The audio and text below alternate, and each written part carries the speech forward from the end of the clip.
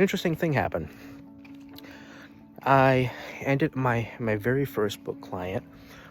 The way I ended up landing him was through a cold call. And I remember, when I had called him, like, he was someone that had turned me down initially. We had spoken maybe a couple months prior, and he ended up hiring just a local copywriter. And that was his biggest thing. He said literally the only reason he didn't hire me was because I didn't live in his area. I wouldn't be able to meet with him face to face, which was really important to him, apparently. When I called him, and I called him specifically because I remembered small tidbit or small portion of our conversation revolved around his book. He went with the other copywriter, for a different project, but I remembered he mentioned the book, and I brought it up, and I said, hey, are you still thinking about wanting to do your book? Are you still wanting to do that?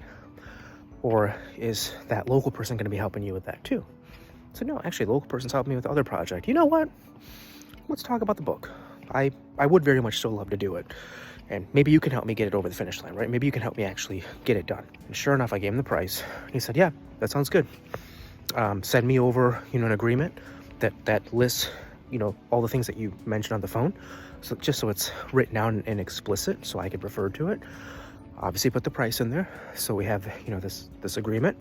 And how do I pay you? And I said, okay, I'll send you an invoice. I'll send the agreement, in just a few minutes, which I did. Sent the invoice, and the guy wired me the entire invoice. Didn't want to do a payment plan, nothing. Wired me the entire amount of the fees right to my bank account. Did a wire transfer. Done.